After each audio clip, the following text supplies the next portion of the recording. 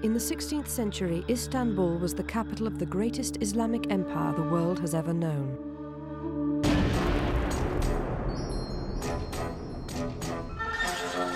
Ruled by Suleiman the Magnificent, it stretched from Baghdad to Budapest. The center of power was Topkapi Palace, and in the heart of Topkapi was the Harem.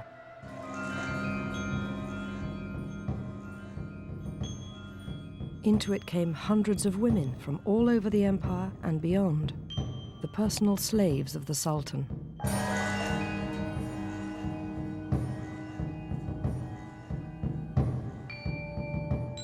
But in the imperial palace, sex could equal power.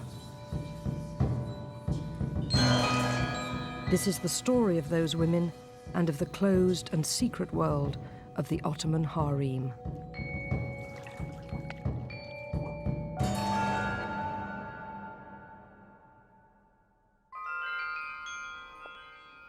In 1520, a newcomer entered the imperial palace in Istanbul. Her name was Alexandra Lizoska. She was the daughter of a priest from the Ukraine, captured by slave hunters to join the army of servants and concubines in the service of the Sultan.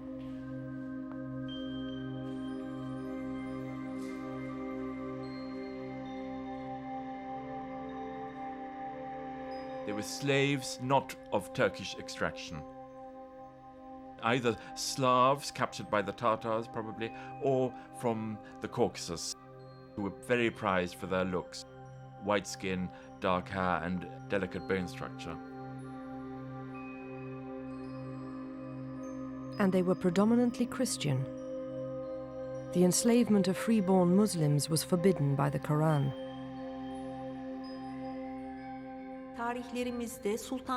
In our history, writing about the harem and the Sultan's women, or talking about them, is a sin and is forbidden.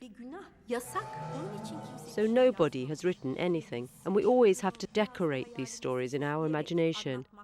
And foreign travellers have also done this. People went to the Ottoman Empire in the 16th, 17th and 18th centuries, and they were very taken with the idea that there were all these women locked up together. They soon came up with stories that filled in the gaps of their ignorance about what was going on in the harem. Most of those involved a lot of sex, a lot of rather abusive treatment of young women.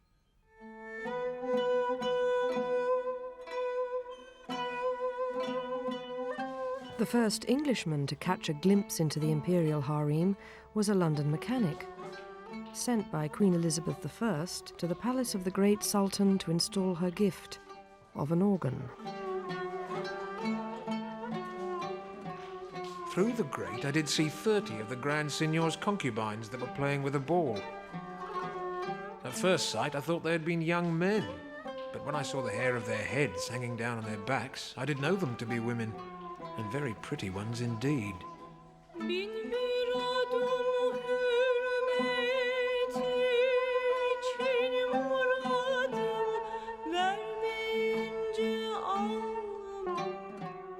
They wore breeches so thin I could discern the skin of their thighs through it. I stood so long looking upon them that he who had showed me began to be very angry and stamped with his staff to make me give over looking.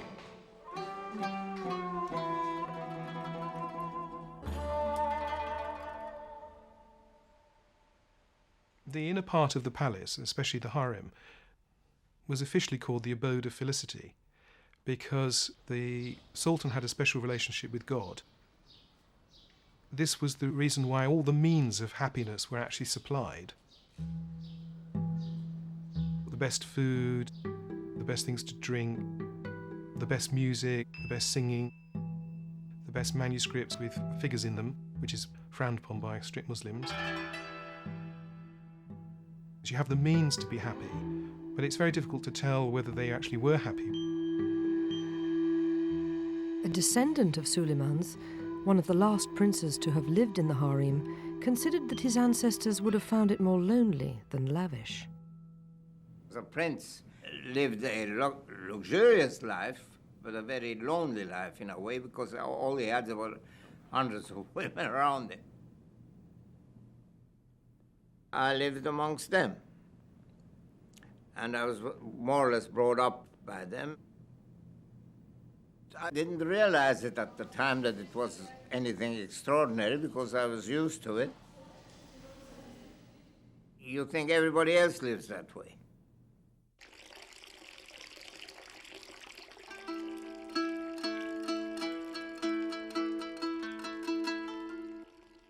But to the priest's daughter, soon to be known as Hurrem, it would have been anything but ordinary. When the girls first arrived, they would be examined to make sure that they didn't have any physical defects, have any diseases. Kadınlar çok küçük yaşta geliyorlar. Women come to the harem at an early age, 13 yaşlarında hareme geliyorlar. and as soon as they arrive, their clothes are changed, and they're taken directly to the hammam, the bathhouse. Hamama. They are cleaned according to our traditions and taught how to wash before prayers. Öğretiliyor.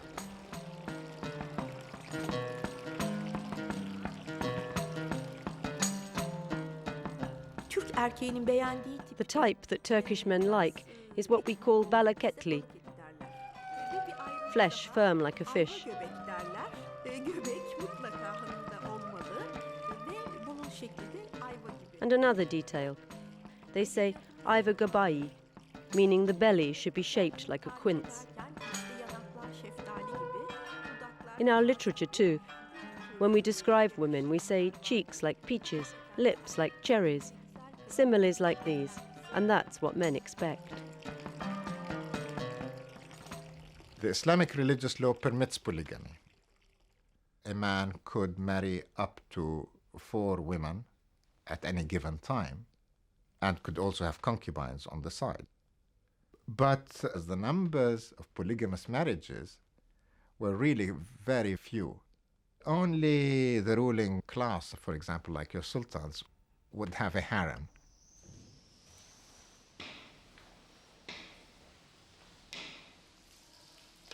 When he was a young ruler, it was said by foreign diplomats that Suleiman, very lustful, frequently visited the palace of the women and there, in their phrase, did justice, i.e. made love. And indeed, the Sultan was encouraged to behave a bit as a prize stud to cover more and more mares so that the biological future of the dynasty was secured. I think the reason that the Ottomans chose to reproduce through concubines is it gave them more reproductive freedom. The difference between having a child with a concubine and having a child with, say, a royal princess is that the princess, the married woman, has many more rights as a mother. Concubines, because they are slaves, have fewer rights over children.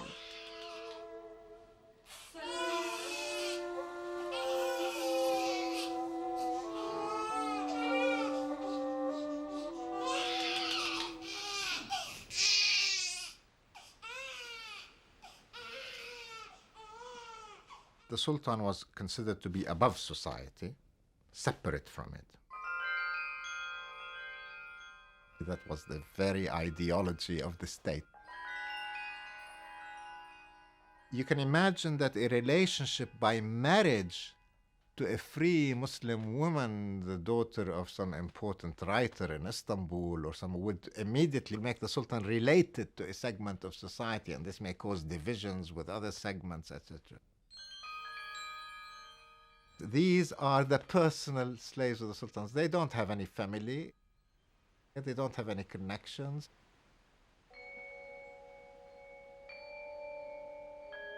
We don't know the feelings of the women who entered the harem. There must have been fear and terror as well as other emotions, but also the delight of material comforts. And there was a possibility of becoming the Sultan's consort.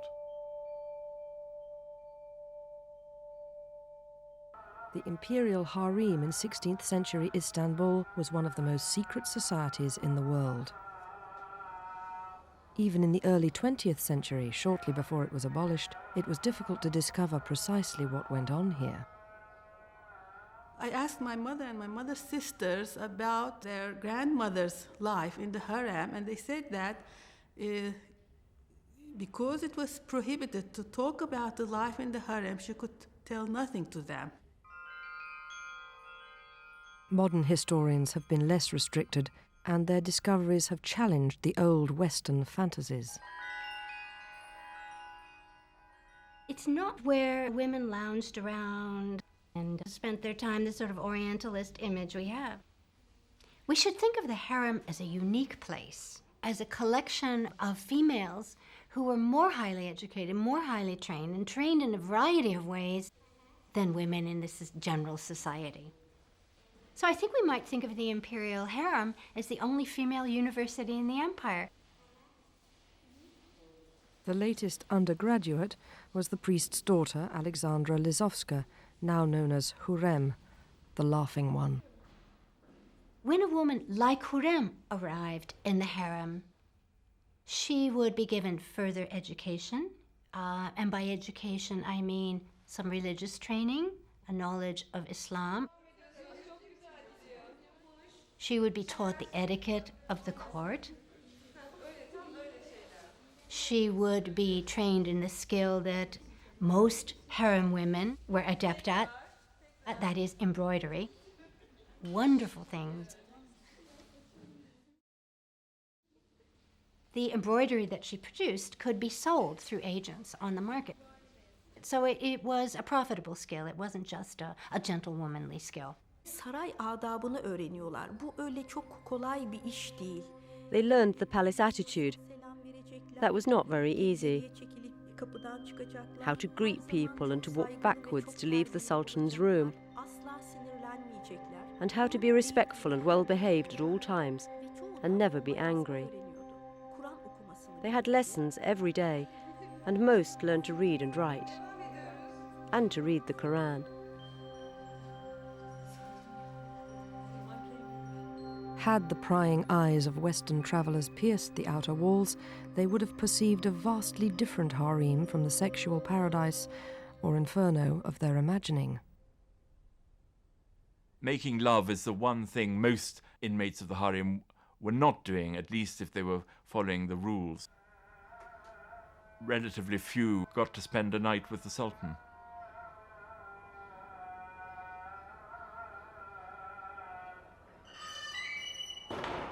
Living there must have been very claustrophobic. If you've got a relatively small space with several hundred women living in it, access to the outside world is very limited. The views over Istanbul, if you could get them, must have been had quite an effect on people. It was a very comfortable place, but it was more like a comfy prison than a comfy bordello.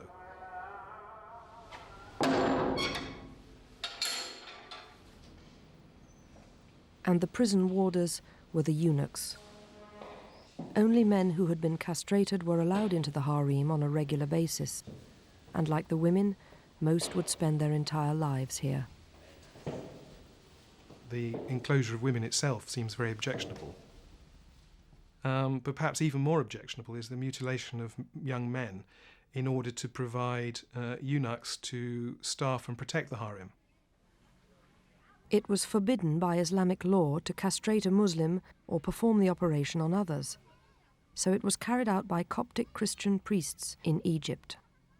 The method of castration, and there are two types. One is cutting the testes and the other twisting and crushing them.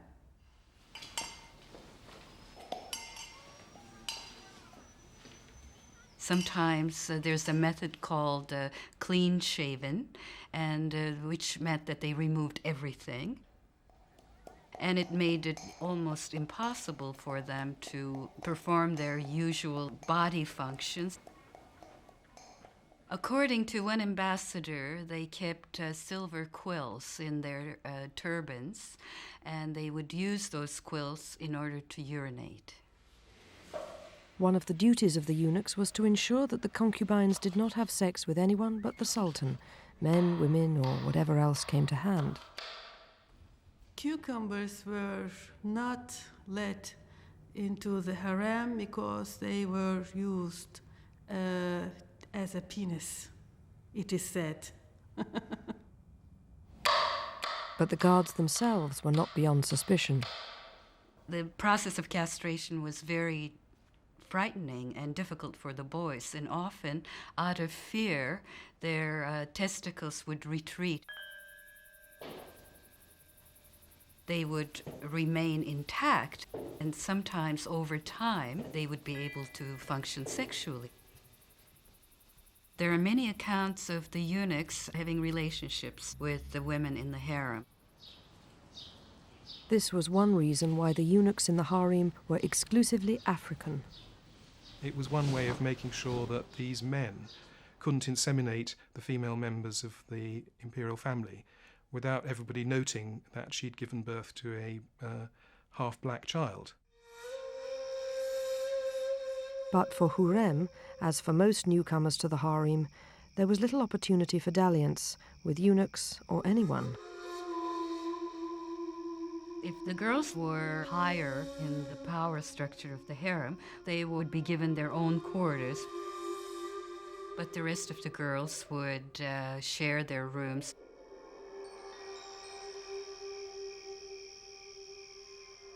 There were older women who watched over the younger girls to make sure that they weren't getting into any kind of a mischief, such as talking in the dark, sharing their bed together.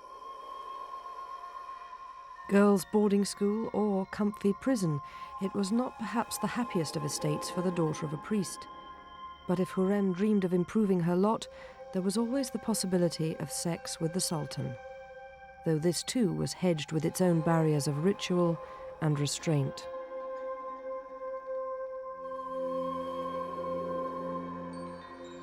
There's some report that, sultans like to watch lots of pretty girls sort of jumping about in the altogether.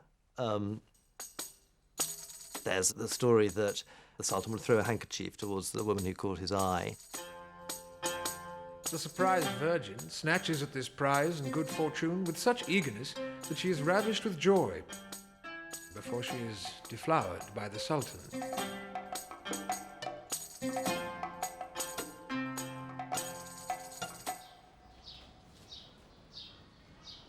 Such reports have never been verified, and for most harem women not yet numbered among the favourites, a handkerchief was just another item of laundry. Very few of them ever got to see the Sultan, let alone jump into his bed. In order to get anywhere and not just be washing the Sultan's underpants the rest of your life, you had to maneuver yourself into a position with the women who chose who went to bed with the Sultan, his mother.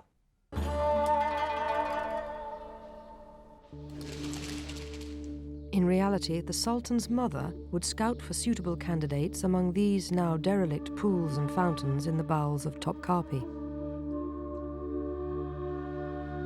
And physical attraction was far from being her only criteria. An eligible concubine would obviously need to be attractive. She needed to be healthy because her principal job was reproduction. Because of the important role that mothers played in training their sons, she also needed to be shrewd. And the way they were introduced was that they were asked to go to a semi-covered pool underneath the Crown Princess apartment.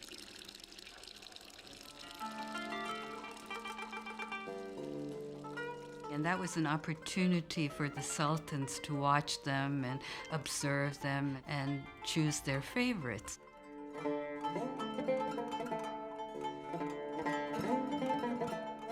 Whatever it was that brought Hurrem to the attention of the Sultan, or indeed his mother, the preparations for her first night with him would have followed a well-established ritual.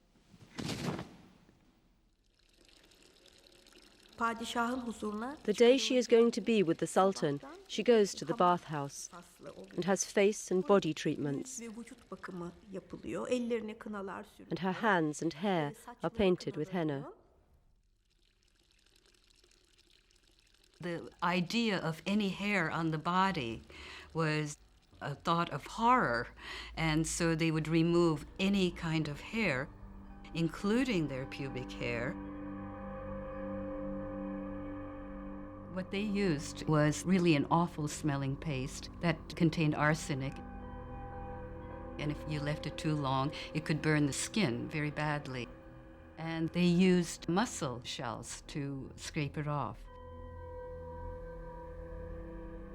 They would put henna, 4 fingers, above the pubic area as a decorative, beautiful design detail.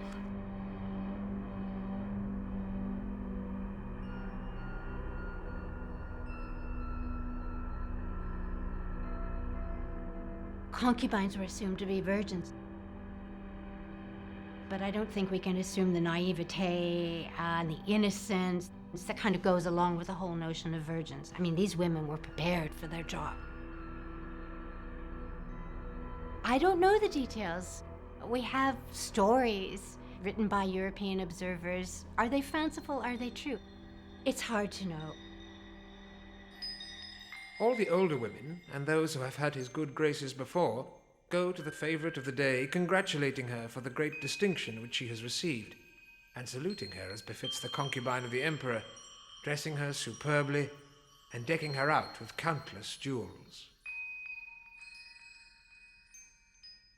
She would be given new clothes and shoes and trained also in the erotic arts. We don't really know exactly what that entailed. I think we have to assume, however, that the Sultan's mother, his sisters, experienced women, high-level women within the harem, would probably provide the finishing touches, would explain the particular person that the concubine would encounter. My son is like this, your lord is like this.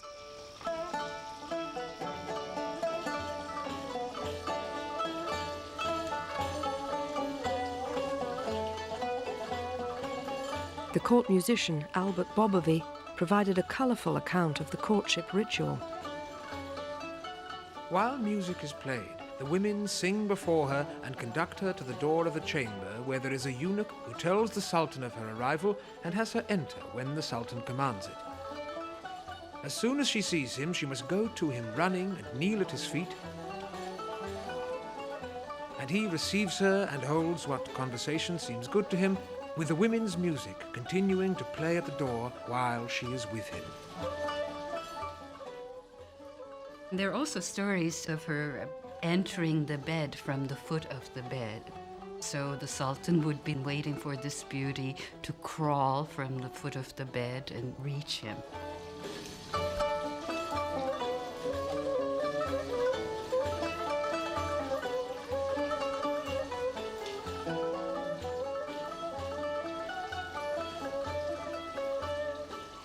Whatever happened that night, Suleiman wanted it to continue.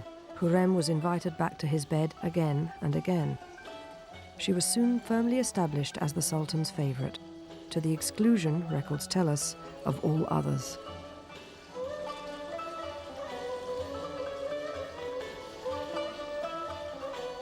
The Venetian sources tell us that he fell in love with her.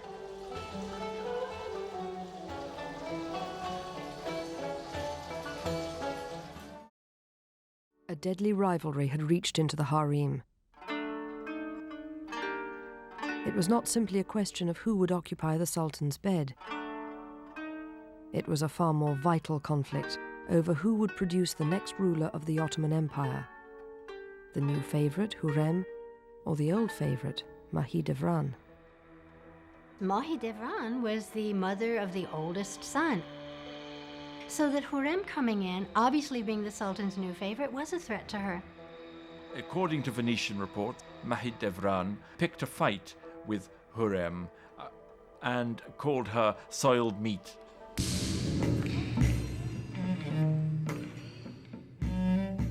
A piece of meat off the slave market. And this provoked a physical struggle between them.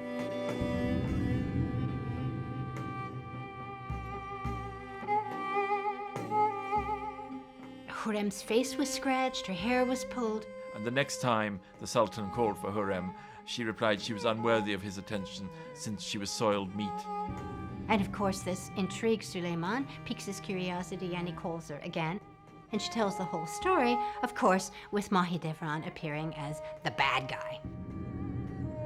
Here's an early sign of Hurrem's intelligence and ability to manipulate the whole palace system. Harem knew how to play her cards. You have to think how the women we know about got to where they got.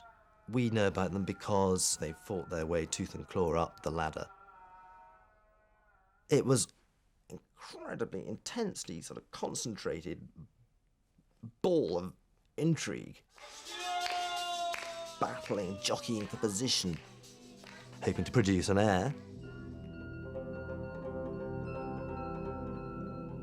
Hurrem gave birth to her first son, Prince Mehmet, in 1521. If Suleiman had played the game by the rules, he should now have moved on to a new woman. But he didn't.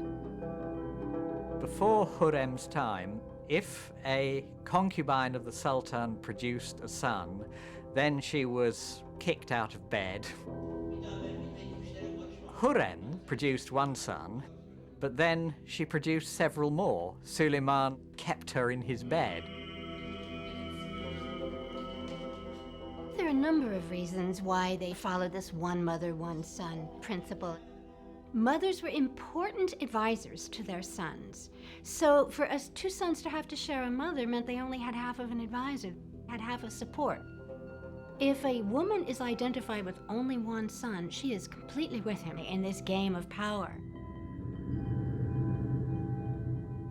And it was a game Hurrem had to win. Under Islamic law, all sons had an equal right of inheritance. But in the Ottoman court, the losers lost more than the throne. The sons of a sultan were in combat.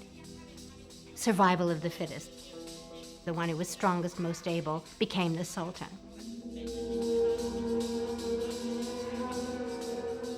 The sons were going to vie amongst themselves to become the sultan. And it was winner takes all. They had to race to Constantinople, they had to raise the support, and when they were acclaimed sultan, they put all their brothers to death.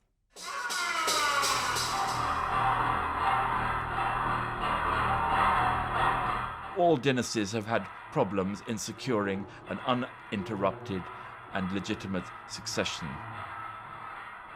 Many wars have been started in England and France by discontented royal brothers or cousins or other relations.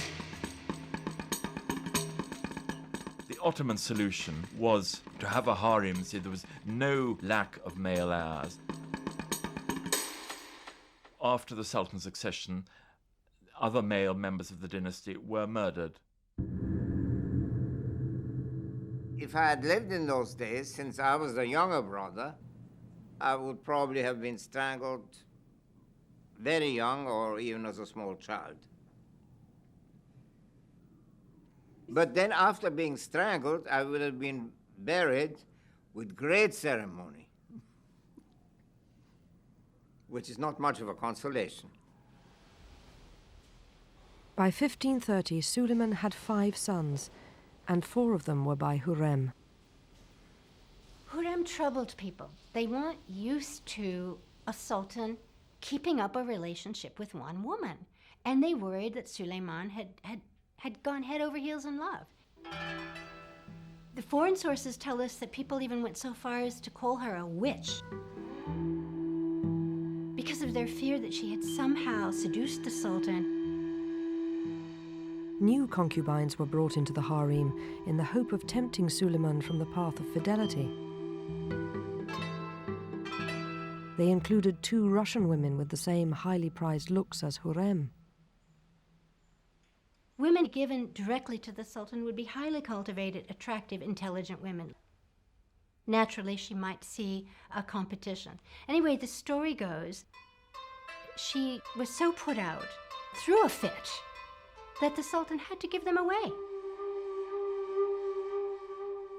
So here we see another sign of Hurrem being able to manipulate the politics of the harem and to use her own special position as a real favorite of the sultan. Other eligible concubines were married off as virgins to Suleiman's courtiers. And then, in 1534, 14 years after Suleiman and Hurrem first made love, the Sultan made an even bigger break with tradition.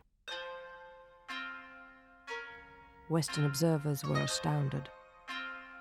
This week there occurred a most extraordinary event. Unprecedented in the history of the Sultans. Suleiman has taken to himself as his empress a slave woman from Russia. He married her, which is the incredible thing. Sultans didn't marry their concubines. They didn't need to. A concubine, by definition, is a man's female slave. According to the religious law, you can't marry your own concubine. So you have to free her in order to marry her. There is great talk about the marriage, and none can say what it means. One thing it meant was power. For the first time in their history, the Ottomans had a queen. Nikahlandığı andan itibaren biz ona After she was married, we start calling her Hurrem Sultan. And she was really like a queen. She builds up diplomatic relations, and she also influences her husband politically. In another move that impressed Western observers, Hurrem occupied new apartments next to her husband.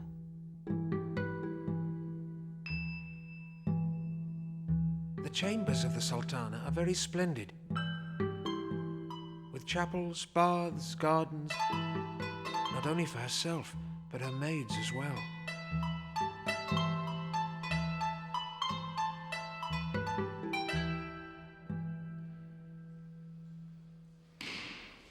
But for long periods, the two lovers were apart. Suleiman was a fighting sultan who had already extended his empire westward. He took Belgrade, he destroyed the whole of the Hungarian ruling classes in 1526, the Battle of Mohacs, at a stroke, and rode into Buda a conqueror. And by 1529, he was at the gates of Vienna. But even on campaign, his thoughts were with Hurrem. He sent frequent love letters and poems. Where we can get nearer to his personality is through his poems, which are remarkable for any ruler. The green of my garden, my sweet sugar, my treasure, my love who cares for nothing in this world, my master of Egypt, my Joseph, my everything, the queen of my heart's realm, my land of the Roman Caesars, my Baghdad and Khorasan.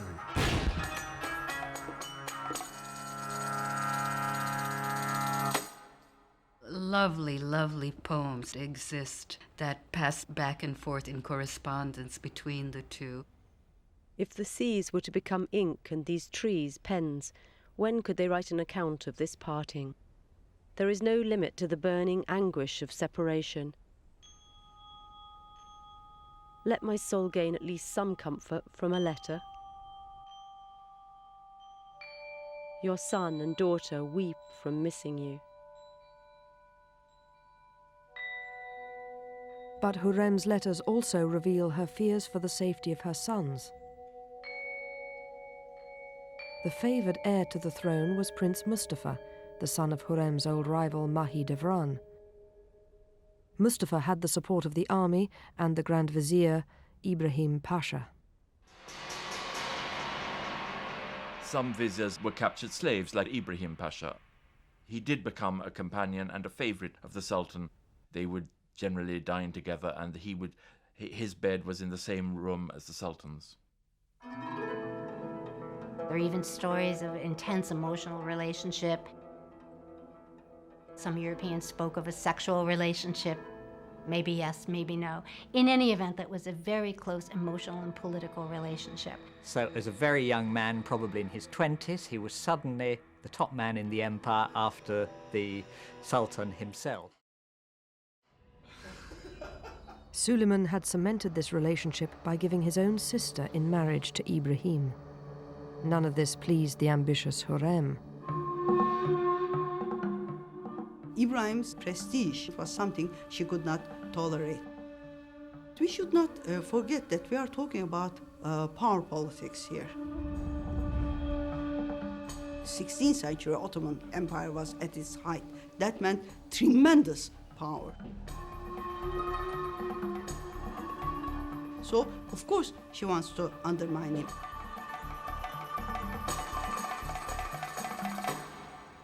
In one of her letters, Hurrem refers to a disagreement with Ibrahim Pasha. She writes to Suleiman, "And now you inquire about why I'm not with Ibrahim Pasha. You'll hear about it when..." You will hear about it when I am granted my next meeting with you. For the moment, give the Pasha our greetings. We hope they will be acceptable to him. Ibrahim played into her hands. Within very short space of time, he acquired lots of wealth.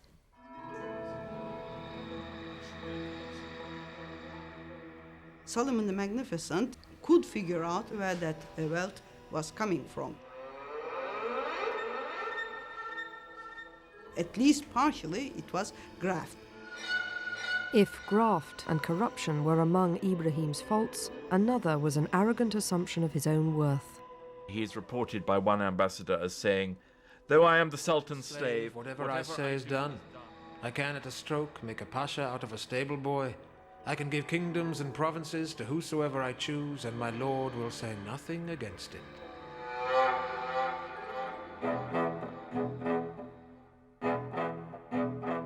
Ibrahim's confidence was misplaced. And on the 15th of March, 1536, Ibrahim Pasha accepted, as usual, the Sultan's invitation to dine with him. Aynı sofrada yiyorlar. Gece geç They eat at the same table until late at night, according to Ramadan traditions. Ramazan gecelerine özgü eğlenceler var. They talk and entertain themselves, and then they go to bed.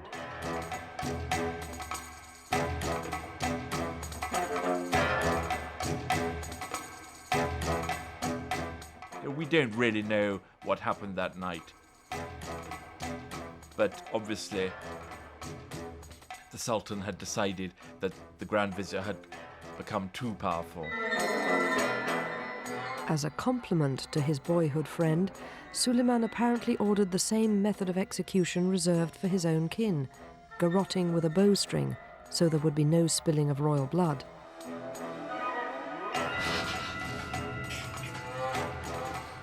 But Ibrahim put up too much of a struggle.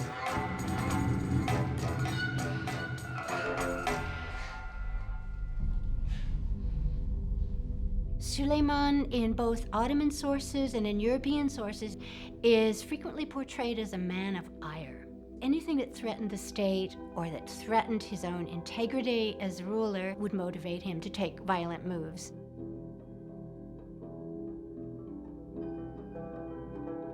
The next morning, Ibrahim's body was found outside the palace.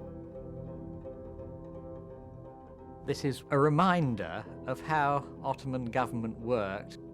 You could raise a peasant from the dust to be Grand Vizier, but his life hung by a thread.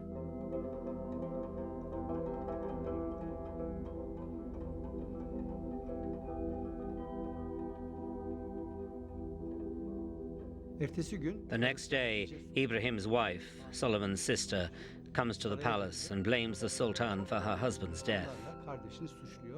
Suleiman goes to the harem to find shelter in Harem's arms. It's hard to see that Suleiman himself would have done it without Hurrem egging him on. She wanted to be absolutely sure of her control, and until Ibrahim was out of the way, there was always a danger that she might be packed off herself. She was ruthless. She had to be ruthless. But the danger remained. and death was not under Hurrem's exclusive control.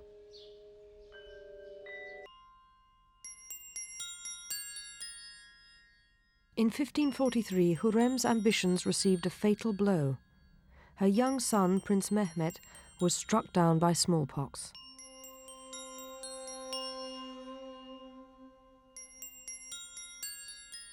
His death began a new race for the succession, and the frontrunner was Mustafa, now in his 30s, the son of Hurrem's old rival, Mahidevran. Devran. This would mean death for Hurrem's surviving sons. Suleiman's favourite son was Mustafa. He was also a favourite of the army. He was tall, he was strong, he was handsome. He was going to be a great ruler, and everyone thought very highly of him. If Mustafa were to ascend the throne, the murder of her own children would be inevitable. It was impossible for Harem to accept this. The story is usually looked at as one of intrigue and competition among the mothers around their sons. I think there's a larger political context for this. Mustafa was very, very popular with the soldiers. He was a rival to his father without meaning to be, just by virtue of his popularity. And the Sultan was persuaded that Mustafa was conspiring against him. The story is that Hurrem had an ally. It was the husband of her daughter, Mihrimah. Harem women could establish important alliances with male political actors through the marriages of their daughters. And this daughter's husband was the Grand Vizier. The new Grand Vizier was an important ally for Hurrem and ideally placed to whisper slanders in the Sultan's ear.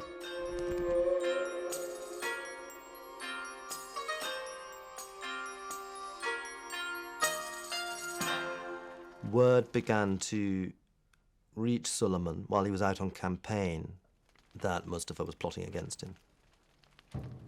And Mustafa himself was very upset when news of these allegations reached him, and he went to see his father.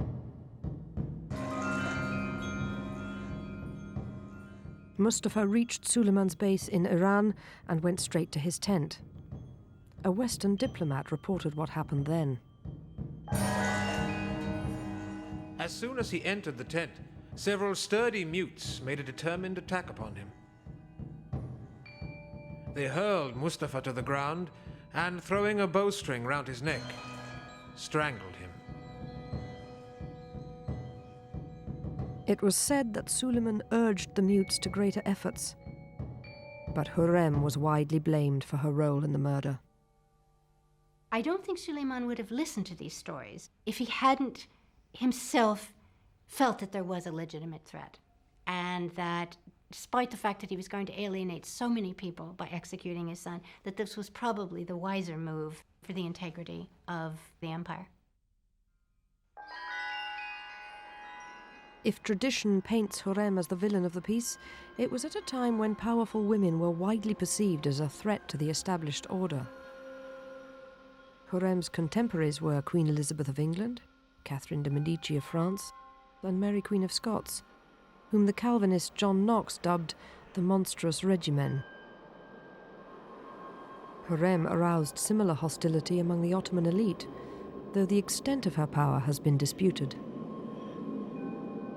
Hurrem was obviously a very powerful woman.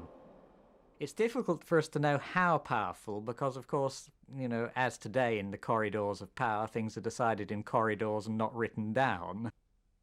She was his eyes and ears, and of course when the Sultan is away, it means she could probably do a few things on her own account as well. Hurrem was a very smart and shrewd person, and she would write giving him news of what was going on, both within the family but also political news. There's one letter she wrote when Suleiman was fighting the Iranians. She said, so everybody here in Istanbul is waiting to hear good news. They're ready to set up a parade, and we don't have any good news from you. Do you need a victory?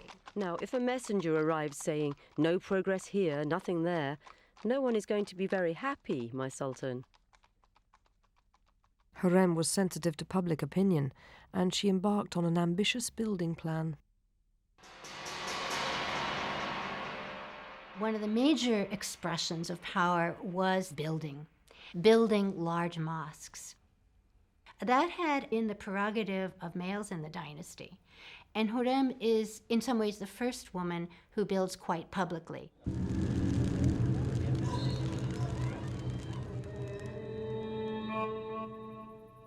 But the public expression of Harem's power was undermined by a fatal flaw.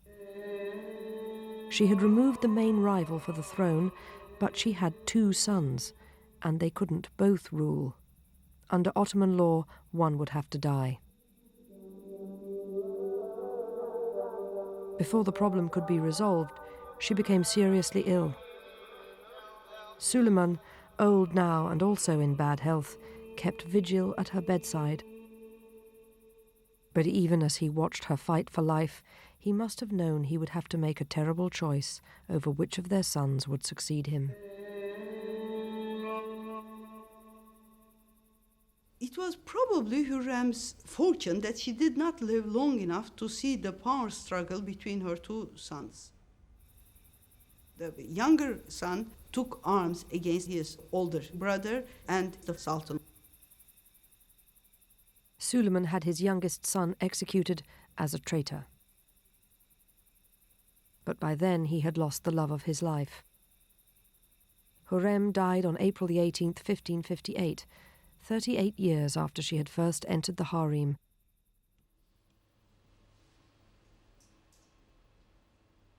Suleiman takes to a sort of ascetic lifestyle.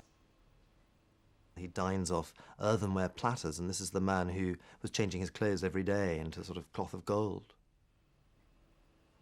He becomes religious, but morbid.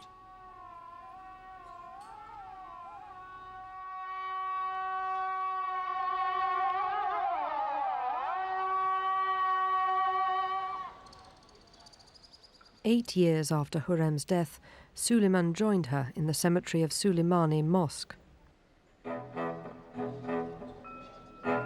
400 years later, Hürrem's tomb has become a shrine for women who cherish the memory of a great Ottoman queen. Hürrem really builds the foundation of this very public power that women have, although she herself was unpopular at this time. Her power was as a concubine, and that troubled people. That she was a concubine, a sexually active woman in power, a problem. Hürrem had devoted 38 years of her life to ensuring that one of her own sons succeeded to the throne. But ironically, instead of providing the world with another Suleiman the Magnificent, she had blazed the trail for future generations of harem women whose power would eclipse even her own.